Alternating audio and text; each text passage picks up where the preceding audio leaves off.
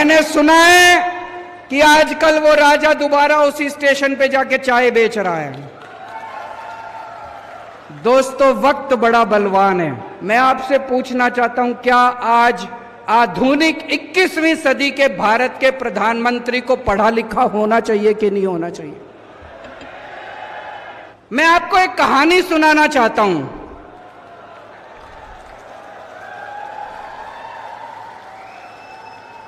कहानी का नाम है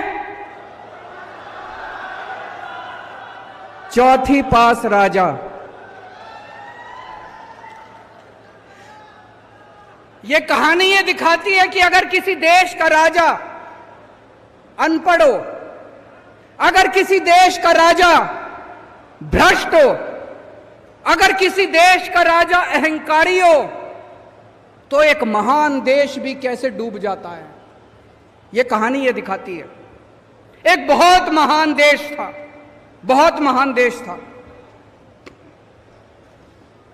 उस देश में एक गांव में एक बहुत गरीब परिवार में एक बच्चे का जन्म हुआ। तो गांव में जैसे बच्चे का जन्म होता है, हर गांव का एक ज्योतिषी होता है, एक पंडित होता है। वो ज्योतिषी आया, उसने बच्चे की कुंडली बनाई। बच्चे की कुंडली बना के ज्योतिषी बोला, माई तेरा बेटा बड़ा होके बहुत बड़ा सम्राट बनेगा। मां बोली, मैं तो एक बहुत गरीब औरत हूं, मेरा बेटा सम्राट कैसे बनेगा? ज्योतिषी बोला, नहीं माई, इसके बच्चे की कुंडली में लिखा है। बच्चा धीरे धीरे बड़ा होने लगा। उसे गांव के स्कूल में भर्ती करा दिया। बच्चे का पढ़ने लिखने में मन नहीं लगता था। किसी तरह से मुश्किल से उसने चौथी पास करी। मां ने स्कूल से नाम कटा दिया। बोला थोड़ी कमाई करके लाएगा, घर का खर्चा चलेगा। घर के पास एक रेलवे स्टेशन था। रेलवे स्टेशन पे बच्चा जाके चाय बेचने लगा।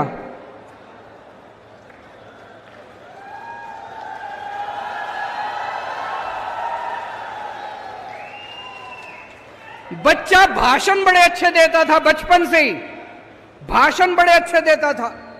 एक बार भाषण देना शुरू करता और जो बंद ही नहीं होता, गांव के लड़कों को इकट्ठा कर लेता और भाषण देना चालू करता।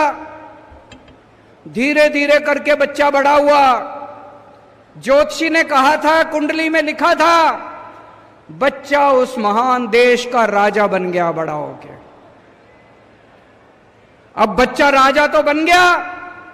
उस चौथी पास राजा को कुछ भी ना आए, पढ़ना लिखना आता नहीं था, समझ थी नहीं। अफसर आते थे, जो मर्जी फाइल पे साइन करा के ले जाते थे अफसर, जो मर्जी फाइल पे। अफसर उसको अंग्रेजी में बोलते, उसको समझ नहीं आता। जो मर्जी फाइल पे राजा साइन कर देता, अफसरों की ऐश हो गई। धीरे धीरे पूरे देश में फैल गया कि राजा अनपढ़ है। राजा को बड़ा चिंता होने लगी कि लोग तो मेरा मजाक उड़ाते हैं। राजा ने जुगाड़ करके कहीं से एक फर्जी डिग्री का इंतजाम कर लिया, एमए की डिग्री। राजा बोला, मैं एमए हूं। अब जनता हंसने लगी। जनता को तो पता था असलियत क्या है। जनता को तो पता था राजा की डिग्री फर्जी है। दोस्तों, धीरे धीरे लोग उसके पास आते और उसे बेवकूफ बना के जो मर्जी करके चले जाते। एक दिन कुछ लोग आए, बोले महाराज नोटबंदी कर दो, आप जैसा इतना बड़ा राजा ही नोटबंदी कर सकता है। नोटबंदी करने से भ्रष्टाचार दूर हो जाएगा, आतंकवाद दूर हो जाएगा। राजा को समझ तो थी नहीं, लोगों ने चढ़ा दिया, राजा भी चढ़ गया। राजा ने नोटबंदी कर दी और भाई साहब वो पूरे देश के अंदर लोग लाइनों में खड़े हो गए। बैंकों के आगे लंबी लंबी लाइनें लग गई, इतने लोग मारे गए और वो महान देश 20 साल पीछे चला गया, 20 साल पीछे चला गया। महान देश 20 साल पीछे। एक दिन उस राज्य के अंदर, उस देश के अंदर बहुत बड़ी महामारी आई। उस महामारी में कई लोग मारे गए। एक आदमी ने आके राजा को कहा, महाराज, पूरे देश के लोगों को बोलो कि ताली और चम्मच बजाएंगे, ताली और चम्मच से। अब राजा को समझ तो थी नहीं, पढ़ा लिखा था नहीं, अनपढ़ था। पूरे देश से उसने ताली और चम्मच बजवा दिए। लोग मरते रहे, लोग बहुत ऑक्सीजन की कमी से लोग मरते रहे। दोस्तों, धीरे धीरे उस राजा के दोस्तों ने लूटमार मचा दी। राजा ने किसी को 10,000 करोड़ दे दिए, किसी को 20,000 करोड़ दे दिए। पूरे देश में महंगाई फैल गई, बेरोजगारी फैल गई, बलात्कार होने लगे, चारों तरफ हाहाकार मच गया। ऊपर सारे देवता देख रहे थे, आसमान में सारे देवता इकट्ठे हुए और सारे देवता मिलके शिवजी महाराज के पास गए। बोले, महाराज कुछ करो, पृथ्वी पे घोर अन्याय हो रहा है, घोर पाप हो रहा है, कुछ करो।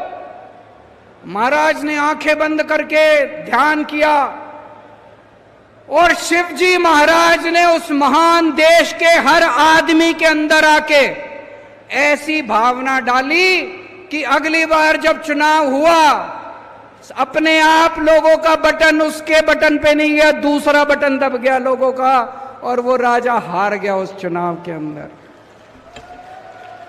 और मैंने सुना है कि आजकल वो राजा दोबारा उसी स्टेशन पे जाके चाय बेच रहा है।